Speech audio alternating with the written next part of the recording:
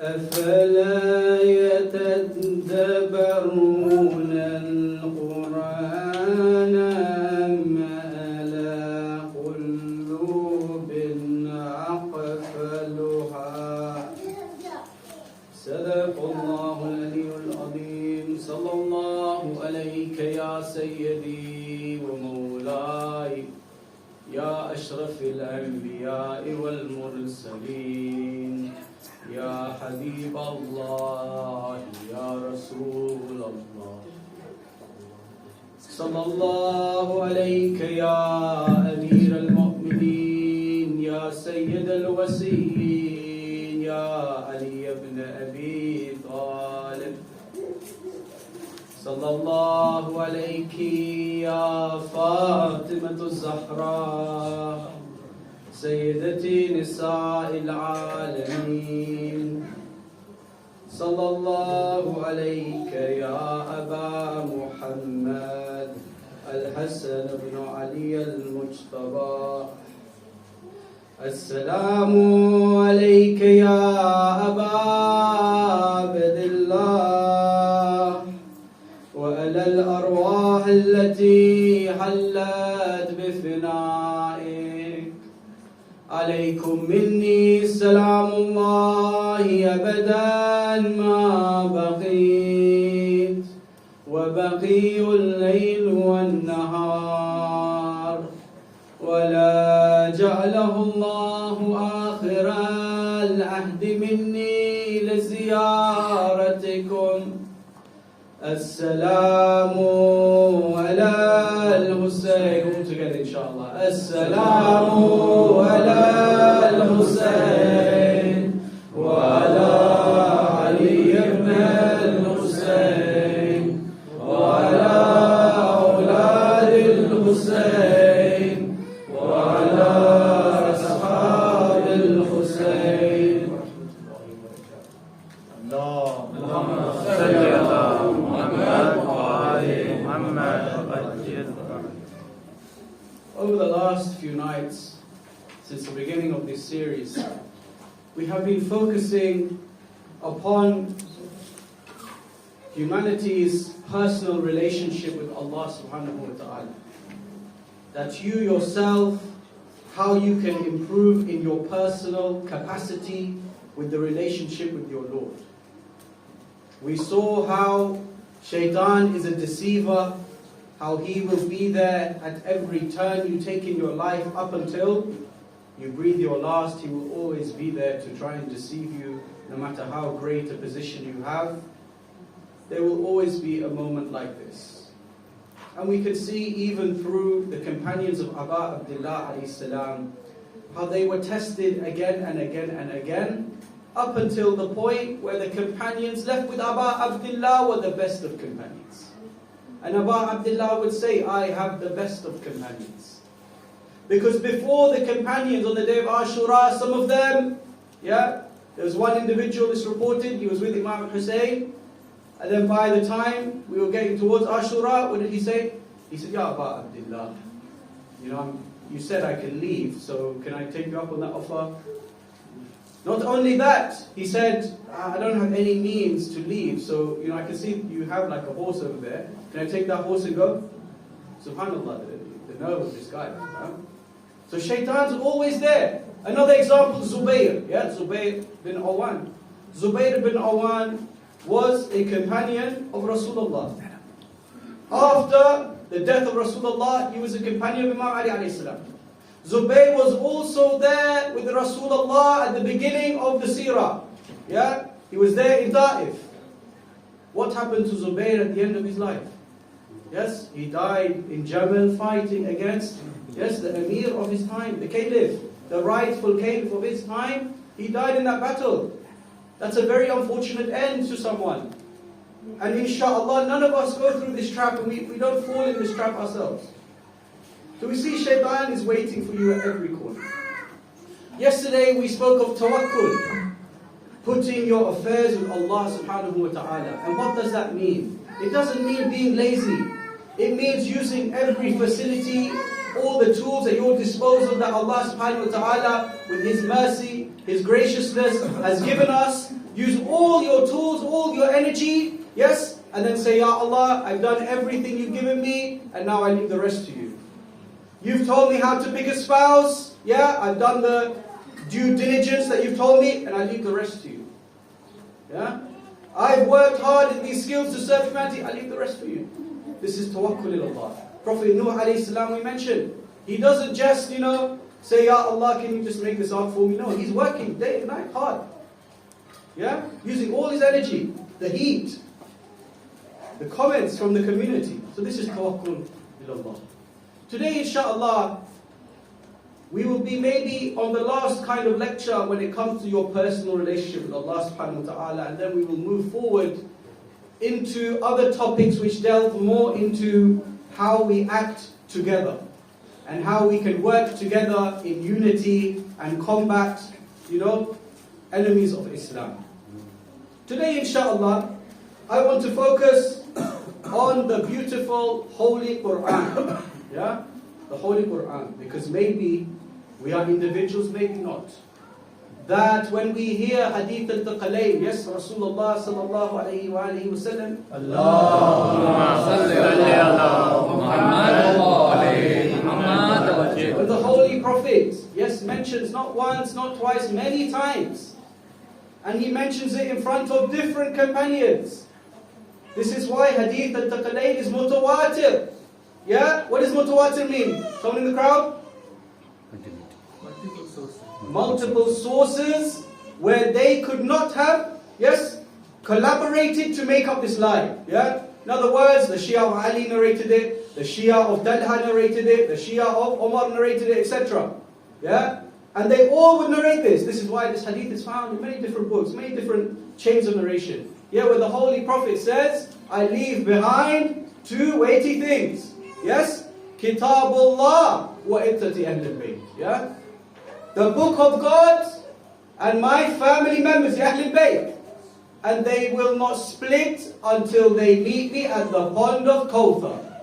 Yeah? Rasulullah has given us, he knows the ummah. He prayed for the ummah so much, mashallah, subhanallah. And we should be grateful. If you look at the biography of the Rasulullah sallallahu alayhi wa you'll see how much he was praying for the ummah even till his last breath. He's given the ummah the secret formula, if you may. Follow the Quran, follow the Ahlul Bayt. Yes? What are the Ahlul Bayt? They are the ones who are, in other words, the walking, talking Qurans.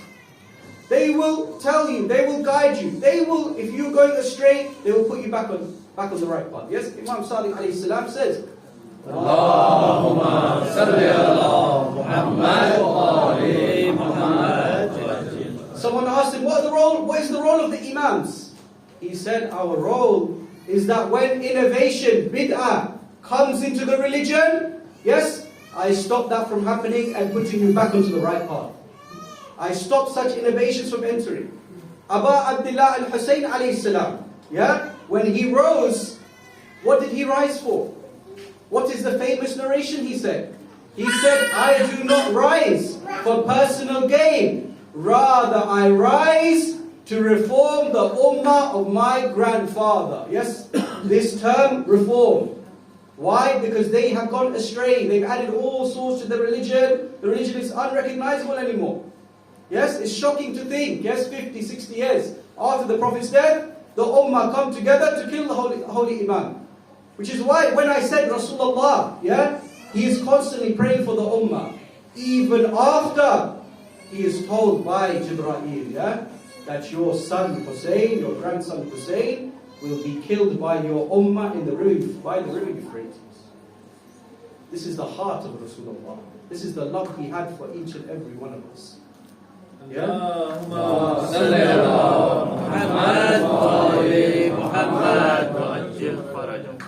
So when we look at the Holy Quran, let us take a look at how it is described. Yeah, just a few small verses. Surah Yasin, yes, it starts with Yasin, yes, wal Quran al-Hakim, yes, by the Quran full of Hakim, Hikmah, wisdom. Yes, Quran full of wisdom. This Quran is full of wisdom.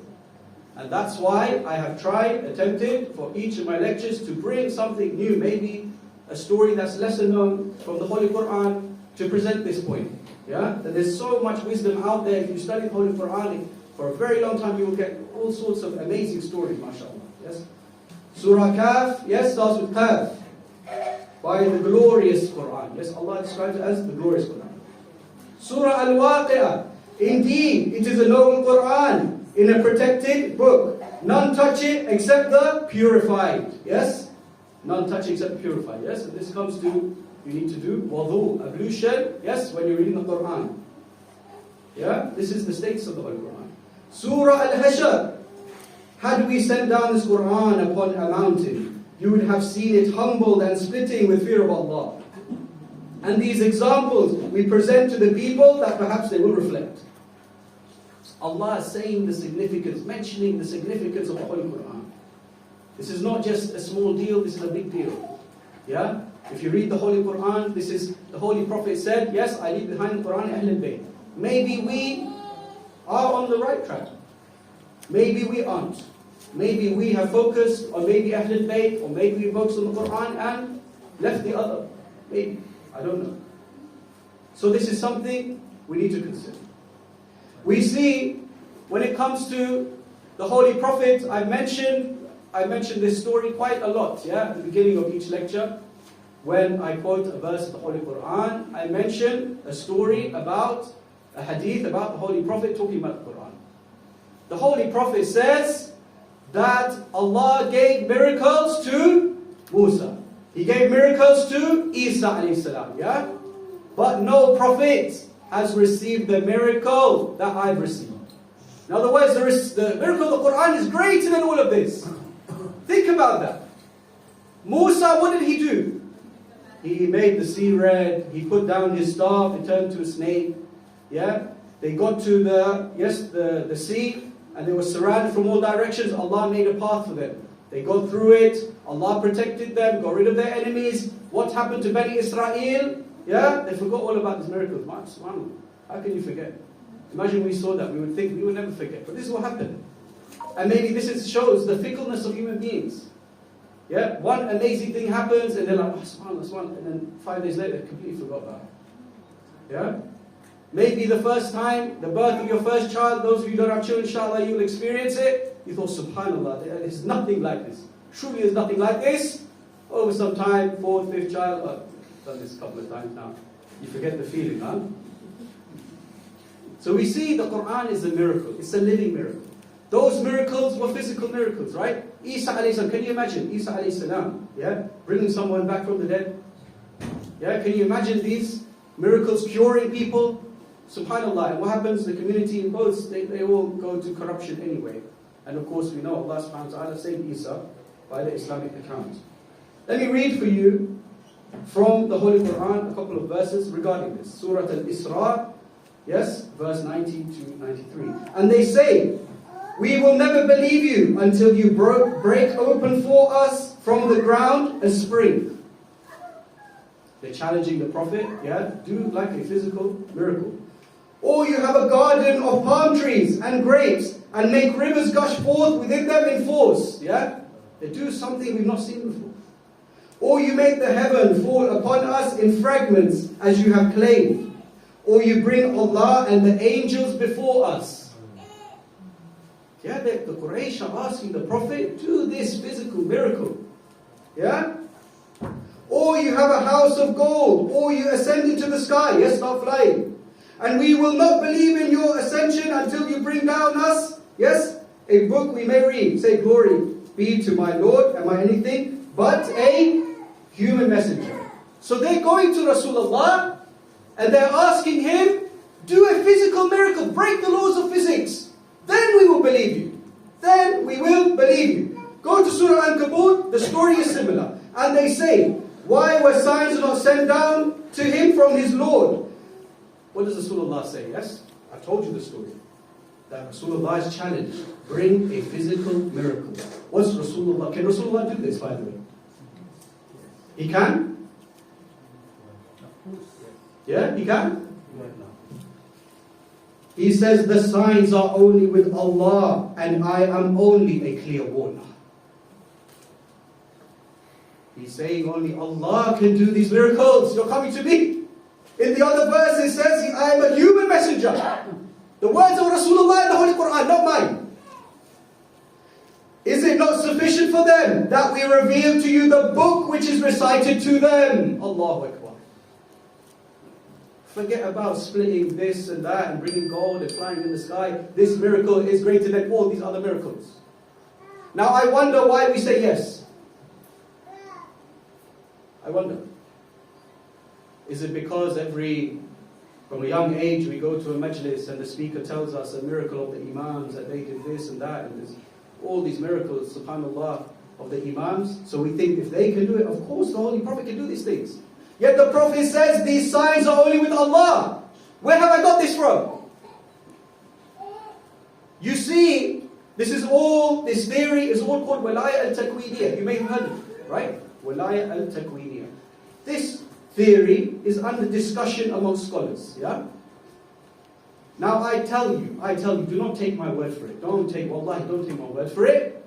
Listen to what I say, listen to what that speaker says, that marja says, yes? And see who is the most knowledgeable. Yes, analyze, reflect upon it. Grand Ayatollah, Sayyid Muhammad Hussain Fadlullah, rahimahullah. He writes a book called Walaya al-Takwiniyah. And in that book, he mentions this verse in the Holy Quran, saying that the Quraysh challenged the Holy Prophet to bring a miracle, a physical miracle, and the Prophet said, the miracles are only with Allah. The signs are with Allah. I am only a human messenger. So if we believe that about the Holy Prophet, how is it possible that the Imams, yes, they would do these miracles? I heard one story, they pointed at a tree and starts walking, these kind of stories, yeah? I do not believe in Imam Ali alayhi salam because the sun went backwards because he missed the salah, astaghfirullah. I believe in Imam Ali alayhi salam because he slept in the Prophet's bed when they came to kill him. And what did he say? He said, this was my best sleep I've ever had. I believe in Imam Ali alayhi salam because when he was praying sajda and he was struck from behind, he said, by the Lord of the Kaaba, surely I am successful. I believe in Imam Ali alayhi salam because after all of this, he said, bring a glass of milk and give it to my killer. If this is the mercy of Amir al-Mu'mineen alayhi salam, I don't know the extent of the mercy of Allah subhanahu wa ta'ala.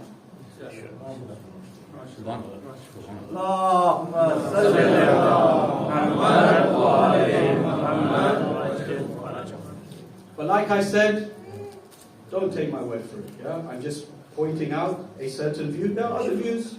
Yes, say it. This marja is a marja, tabligh, big marja. You go to anyone in Lebanon, go to the resistance movement in Lebanon. I'm not going to say their name. You see who the big founder of that resistance. Who was their spiritual leader? They all know who this marja is. Yeah. So go and search that up. But the point I'm making, really, the main point is that the Holy Quran was an amazing miracle. It was better than anything we've ever seen. So how dare we neglect it? How dare we neglect the Holy Quran every day of our lives, yes? And we must be in it more. Yes, I mentioned, Al-Shaheed Ayatollah Sayyid Khamenei, rahimahullah. I've mentioned him a few times in our lectures, and I will mention him a few more times, yes, in the coming lectures. One of the amazing things with this marja is his contributions to scholarship. His contributions to scholarship, yes, I tell each and every one of you to go and look into the contributions he had. One of the contributions I will mention today is his contribution to the focus of the Holy Quran in the Hawza system, subhanAllah. Yes, there is a report, I won't read the report, but he wrote an article about it, saying that I'll just summarize, we need to focus more on the Holy Quran, the recitation, the meaning, the focus of the Holy Quran. The Hawza system saw what Ayatollah Khamenei wrote, and they completely changed the whole program to make Quran the forefront of the Hawza system. Thank God, Alhamdulillah, we have scholars like Ayatollah Khamenei who are doing this work, yeah? So that we can benefit at the bottom. Yeah, the bottom of the food chain, us, yes? We benefit from this as well. So, honestly, we need to spend more time with the Holy Quran. I want to mention, yes, I mentioned a verse already, Surah Muhammad, verse 24. It says, do they not reflect upon the Quran, or are there locks upon their hearts? Do they not reflect on the Holy Quran, or are there locks upon their hearts? Now, I've heard an idea, a theory from various other lecturers, where they say an idea that you can't reflect on the Holy Quran. Yeah? You need to go to the hadith to reflect on the Holy Quran. I'm sure many of you have heard this as well, right? You need the hadith to reflect on the Holy Quran. Allama Tabatabai, yeah? Rahimullah, he is the author of Al-Mizan, Tafsir Al-Mizan. I recommend each and every one of you, when you read Tafsir Al-Mizan, read the introduction. Yeah? Read the introduction, because the introduction is quite long, but it explains his entire theory and his methodology for, exegesis of the Holy Quran. Allama Tabatabai mentions, his methodology, Tafsir Al-Mizan, is tafsir of the Quran through the Quran. And he says, because of the verses in the Holy Quran that say, is this book not, an explainer of everything? Does the Quran, not the one that's been sent, not being the illuminator of all things?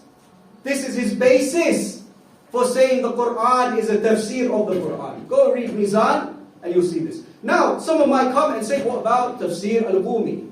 What about Tafsir Al-Burhan? Tafsir Al-Ayashi? These other tafsir books, they are very big, and obviously they have very high, importance as well, to an extent. And in theory, yes, if we have hadith of Ahlul Bayt, if the Imam said something, wallahi, you take what the Imam said. Yeah? No doubt about it. The issue with these tafsir books is that they are filled with hadith they are not accurate. For example, they'll have hadith mentioning, that this Quran verse has been shortened. Tahrif, for example. That there have been verses taken out, or parts of the Quran taken out. There's a verse that says, and Allah blesses the family of Imran, the family of Ibrahim.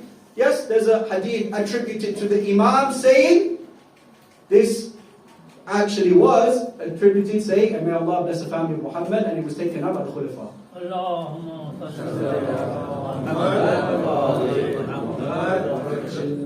Nare Takbir, Allahu Akbar, Nare Risalat, Ya Rasulullah, Nare Haidari, Ya Ali, Bar Habib Khuda, Khatamul Anbiya, Bawaze Buland Salawat. Allahumma salli ala Muhammad.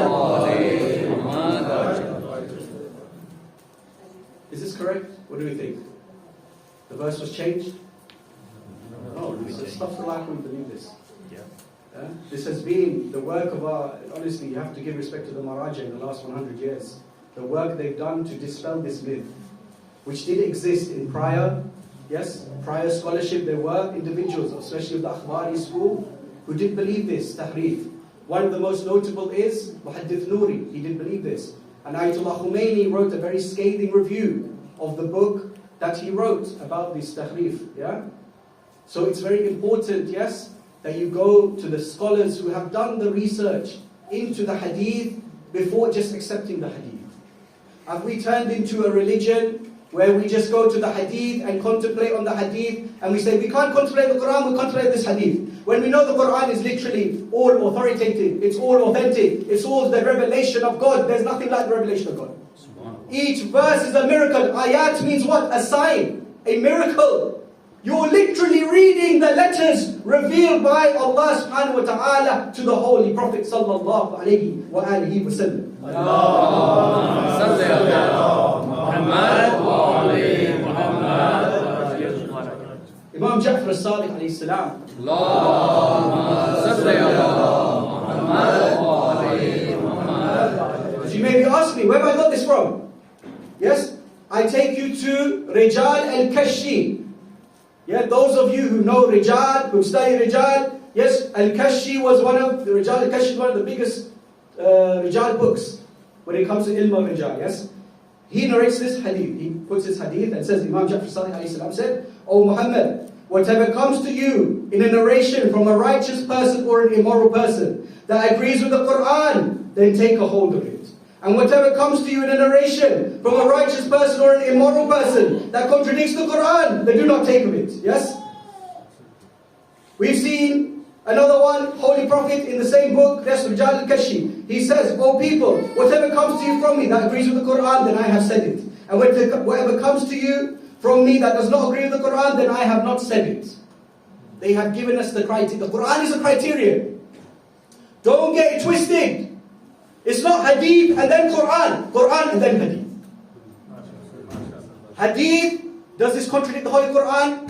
Yes, in one narration, Imam Jafar Sadiq alayhi salam says, "Throw it on the wall." Yes, very harsh words, subhanAllah. Why? Why ya Imam? Why ya Imam? Because the Imam knew that there were people, yes, doing this. In one hadith, he mentions, yes, Imam Rida alayhi salam mentions, "May Allah curse Mughira." Yes, an individual called Mughira. The same Jalal Kashi has mentioned this.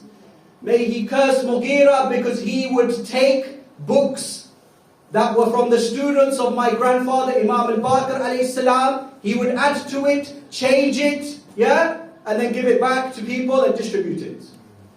Another hadith, Imam Jafar Sadiq alayhi salam says, "And when it comes to, yes, I know that some individuals who sit in my dars, yeah, when I narrate something, yeah, they add like 100 things on and then they distribute it." This is why the Imams were aware this was happening.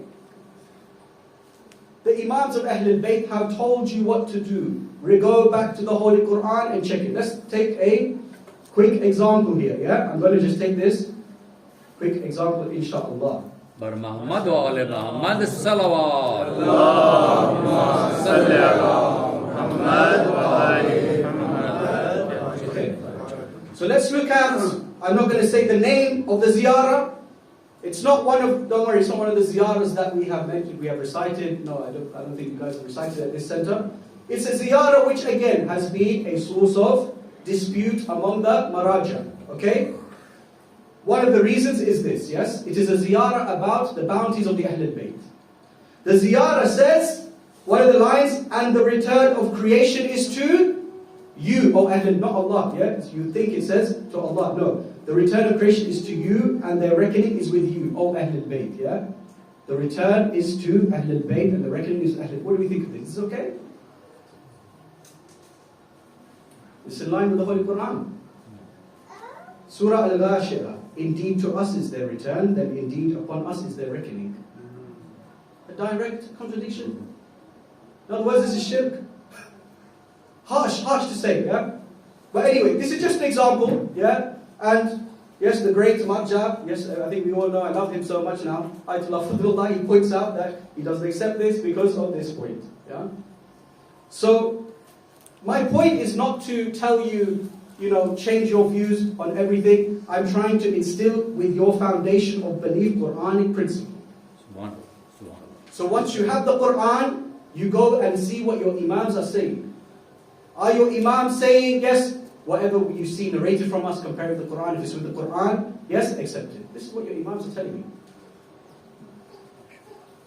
I'll tell you a narration of Abu Basir, where Abu Basir, he came to Imam Ja'far as-Sadiq alayhi salam. Allahumma salli ala Muhammad wa ali Muhammad. He mentioned to the Imam, yes, we've spoken about hadith already, we'll talk more about recitation now. He said to the Imam, "When I read the Quran in my house, I feel a bit worried, a bit nervous." Why, Ya Imam? Why, Ya Abu Basir? Why do you feel nervous? "Because I feel that I'm doing it loudly and people are going to think I'm showing off." Interesting question. What do I do, Ya Imam? Shall I do it quietly? The Imam says, "Oh Abu Basir, the work of shaitan is putting this doubt in your mind." We mentioned the work of shaitan, right? One of his other tools is doubt.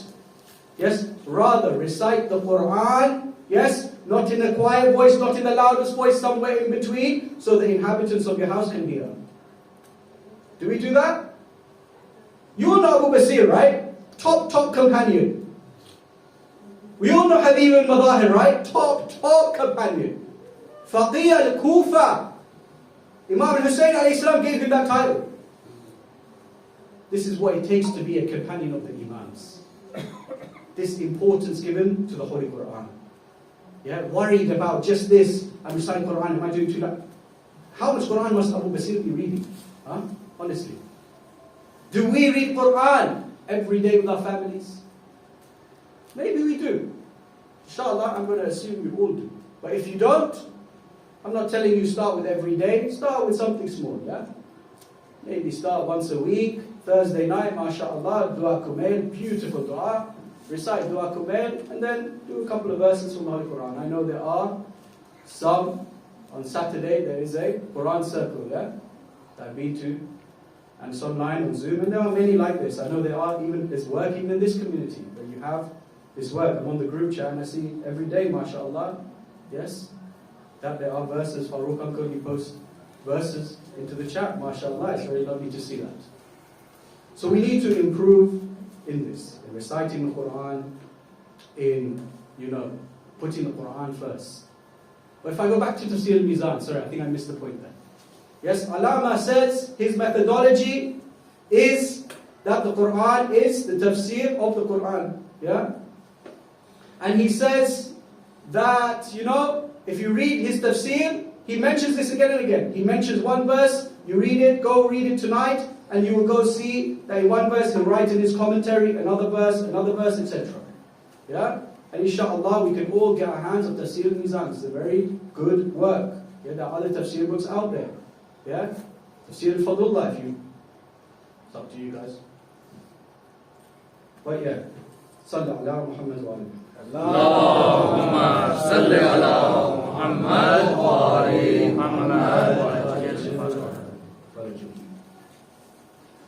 The Quran also mentions, when it comes to the fada'il of the Holy Quran, it mentions there has come to you from Allah a light and a clear book in Surah Al-Ma'idah. In Surah Al-Isra, indeed the Quran guides to that which is most upright and gives good tidings to the believers who do righteous deeds, that they will have a great reward. Yeah, it's mentioning again and again about the Quran. Amir al-Mu'min alayhi salam, in Nahj al-Balagha, Sermon 175, Amir al-Mu'min alayhi salam says, you should be among the institutors of the Quran and its followers. Make it your guide towards your Lord. Seek its advice for yourselves. Your Shia of Amir al-Mu'mineen, the institutors of the Quran and its followers. Make it your guide towards your Lord. Seek its advice for yourselves. Ya Shia Ali. Follow your Imams. Your Imams were so loving towards the Holy Quran. I will mention a few stories. Imam Hussain alayhi salam, you see how much love Abba Abdullah alayhi salam had for the Holy Quran. But before we get there, I will mention one final, hadith of the Holy Prophet, inshallah. It's mentioned, that when he was revealing the Quran, he was teaching his companions the Holy Quran, he would say to them, he would mention 10 verses to them. He would never move on to the next 10 until he's explained every single thing in those 10. Sitting and contemplating on the Holy Quran. There's a hadith, You must have heard this one. Where it says, the Holy Prophet, I believe it's Imam Ali alayhi salam, he's telling him that after me there will come a group where they recite the Quran with the best of voices. The best of voices, but their hearts are worse than the hearts of shaitan. And it's mentioned that this group is known as the Khawarij. That they would have the best of voices, but their hearts like the hearts of shaitan. Quran is not just reciting, it's about understanding as well, allowing it to enter your heart. And if you're not reciting it, you need to recite it as well. This lecture is not to say you need to do this, it's about where are you on the spectrum. Maybe you're someone who does Quran every day. MashaAllah, that's excellent. I can take lessons from you, and if you do Quran every day, I should be taking lessons from you. Because clearly Quran is a very big part of your life. If you're someone who doesn't do Quran every day, you don't do it at all. Maybe in Ramadan you open the Quran, but other than that you don't really open it, then maybe you need to start thinking about, every week I can open the Quran. Just a few verses. Reading 2 pages a day, it's not that hard. Or 2 pages a week, it's not that hard. How long does 2 pages take? Depending on your reading speed. Not very long. 10, 20 minutes max. Less than that, some of us, I think 2 minutes we can do it. So make sure you increase in the remembrance of the Holy Quran. Abba Abdullah alayhi salam and his connection to the Holy Quran was second to none. If I tell you about Imam al-Hussein alayhi salam, you've all heard the story. Where he, at one point, one of his children, was taught Bismillah ar-Rahman ar-Rahim. In other narrations it mentions Al-Fatiha. He was taught this. What did Imam al-Hussein do? He gave him one of the biggest gems, a ruby, or a very expensive gem. For what, ya Imam? Teaching him Al-Fatiha? Teaching him the Basmala? Imam, you could have done that yourself. You're letting someone else come and teach him the Bismillah, the Fatiha. Why did you give him such a big reward? Imam Hussein alayhi salam said, I gave him this jewel, he gave my son Fatiha. This is how Abba Abdullah alayhi salam was, Abba Abdullah alayhi salam, in the ziyarah we mentioned, We mentioned, peace be upon you, O companion of the Quran. You recited the book the way it should be recited. Abba Abdullah alayhi salam, on the 9th of Muharram, what does Abba Abdullah alayhi salam do? The battle of Karbala is supposed to take place on the 9th of Muharram. But it doesn't. Why? They have a meeting. Abba Abdullah alayhi salam says, give us one more night, we'll fight tomorrow, don't worry. We're not going to run away, we're not going to find a new excuse. Give us not one more day, one more night, we'll fight tomorrow. Why, ya Abba Abdullah? What is the reason? Because of my love of Quran, my love of dua, my love of sajda, my love of salah. These things, This is what Abba Abdullah alayhi salam was all about when he came to the Holy Quran. He wanted to delay his life in this dunya for what?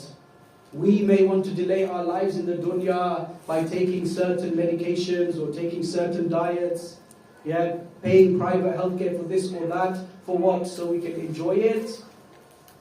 Has Allah created this world just for fun and games? Or has Allah created insan, and jinn, for the worship of Allah? Look at one attitude and look at the attitude of Abba Abdullah. Whatever you offer him in this world, he will not take it. You want to be a companion of Abba Abdullah? What does Abba Abdullah alayhi salam say to the messenger? The governor of Yazid. He says, people like me will never give a pledge of allegiance to people like you. People like Yazid. Who is the Yazid of our time? I mentioned them. They go around bombing refugee camps and churches and mosques and universities. This is the Yazid of our time. Benjamin Netanyahu is the Yazid of our time. What a disgraceful man. Abba Abdullah alayhi salam and his companions, he tested his companions again and again, as I mentioned before. He told them, you can leave. He even, to make them feel better, would say in the night, I will put the candle out so I won't see which one of you have left. If you want to feel even better, take the hand of one of my family members and take them with you. He really wanted to make them feel good about leaving. This is the test of Abba Abdullah. Ya Ashab al-Hussein, I don't know how we can have the tawakkul you had. I don't know how we can disassociate from the material world the way that you have disassociated. These are the individuals, who read the Holy Quran, took the Quran in, and this was their character. And one of the best companions of Abba Abdullah alayhi salam, the best companion, was Habib ibn Madahir. If we look at Habib ibn Madahir, he receives, after in Kufa's in lockdown, Muslim ibn Aqil is killed, Habib ibn Madahir is there. Habib receives a letter. Somehow they managed to get a letter to Habib. He reads the letter. It's from Imam Hussein alayhi salam. Ya Abba Abdullah, how close Habib was to you that you invited him personally to come with you. Habib reads the letter, he sees the letter. He puts it away and goes back into his house like nothing happened. Why, Ya Habib? Was it because you don't care about the letter? No. It's because you want to show us, yes, what a healthy marriage looks like. What a healthy family lifestyle looks like. What a family, yes, who love Allah and love the Messenger and love the successors of the Messenger look like. His wife says to him, Ya Habib, you got a letter? What was the letter? The letter was from Hussein alayhi salam, and he's asking me to join him. Oh Habib, Aba Abdullah, the son of Fatima, invites you to join him, and you go sit down and get on with your dinner. Yes, Habib smiles. He said, I was just asking you, testing your wife to see her reaction for your love of Abdullah. After this, it is said that Habib makes arrangements to get a horse, yes, ready for him to go towards Karbala. The horse he has ready is being made ready by one of his servants. He goes towards the horse. He overhears a servant talking to the horse. The servant says to the horse, Oh horse, if for some reason Habib can't come, maybe he'll be arrested for one reason or the other. Yeah? Oh horse, I will take you myself and ride towards Karbala. Habib says to him, who says, Ya Allah, what is the love Aba Abdullah puts into people that even the servant is pleading to go towards you, Ya Aba Abdullah. Habib ibn Madahir comes towards the camp of Imam al-Hussein. As he's gotten to the camp of Imam al-Hussein alayhi salam, yes, there is a roar from the companions. Yeah, why? Habib has arrived. The final guest has arrived. Yes, we were waiting for your Habib. Habib gets off of his horse. He greets the companions. Yeah? Habib then says, let me send my salams to Zainab. Yes? Aba Abdullah says, Habib, send your salams to Zainab. He says, who am I to send salams to Zainab, the daughter of Fatima? Habib goes, he hears Zainab salamullahi alayha speaking to Aba Abdullah alayhi salam. Zainab is telling Aba Abdullah, she is saying, have you tested your companions? Are you sure your companions will be there with you? Habib, hearing this, goes to the tent of his companions and he says to them, Zainab is worried, let's show something in which Zainab will not be worried about the companions of Aba Abdullah. Imam al-Hussein alayhi salam comes to the tent. He tells his companions, you can leave one after the other. I will put the candle out because Allah has destined that we all will be killed tomorrow. It is said that he also mentioned, you can all leave, but all I ask is that my son Ali al-Akbar stays with me. Ya Aba Abdullah, how much it must have hurt your heart to see the spear in the heart of Ali al-Akbar. At that point, he puts the candle out, he puts it back on, no one leaves. Why? Yes? One companion stands up, he says, Oh Aba Abdullah, if I was to be killed and brought back to life, and this was to happen to me 1,000 times, Wallah, I would never leave you. Another companion stands up, he says, Ya Aba Abdullah, if I was to be killed, and the wild animals of the desert were to chew on my flesh, Wallahi, I will never leave you. He says, Oh John, why don't you leave? You have served our family well. I release you, I free you. He says, Ya Aba Abdullah, at times of comfort I was with you. Yes, when you were eating, I was just hoping I would be able to sit with you and eat, Ya Aba Abdullah. At times of hardship, I leave you never. And then the call comes from a 13-year-old boy. What is his concern? His concern is not, will I Yes, not am I going to die, is it going to hurt, what's going to happen, my life's going to be cut short. He says, Ya Amma, oh my dear uncle, you mentioned we'll all be killed. Give me good news. Will I also be killed, Ya Aba Abdullah? Aba Abdullah says to him, oh dear nephew, tell me, how do you see death? He says, death when your way, oh uncle, is sweeter than honey. Aba Abdullah says, you will all be killed tomorrow. They will leave none of you alive. Even they will kill my 6-month-old infant Abdullah al-Radi. Allahu Akbar. Let me take you to the day of Ashura.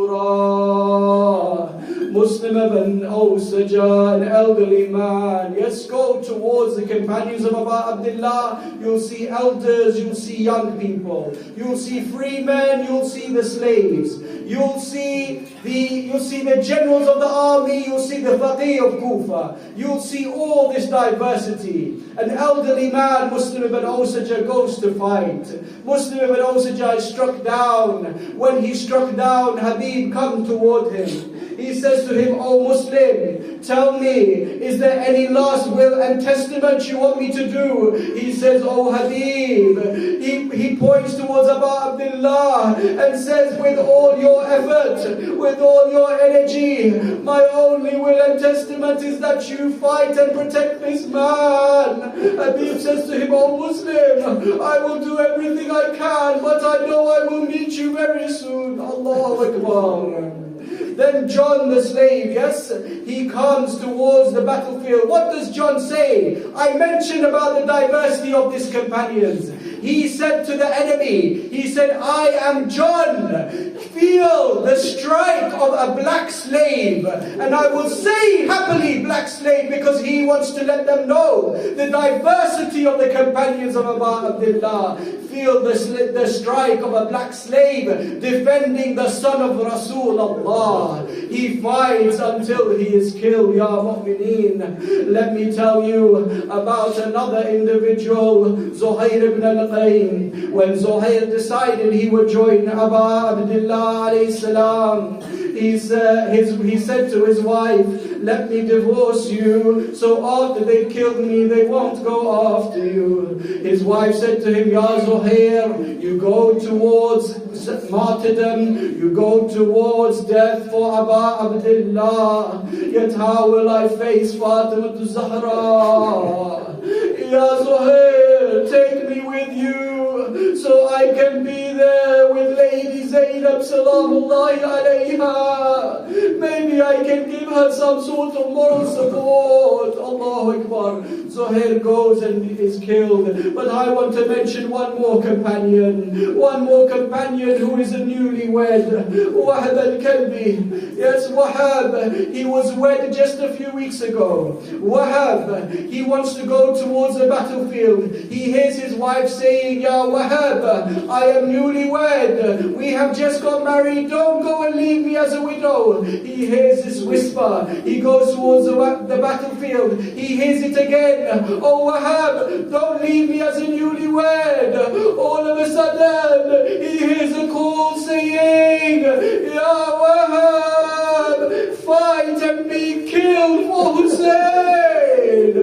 Why, oh wife? He smiles and says, why are you saying this, oh my dear wife? She says, because I heard Aba Abdullah call out, Ala hal min nasirin, yansurna liwajh Allah, Ala hal min da'bin yadubbu anhara min Rasul Allah.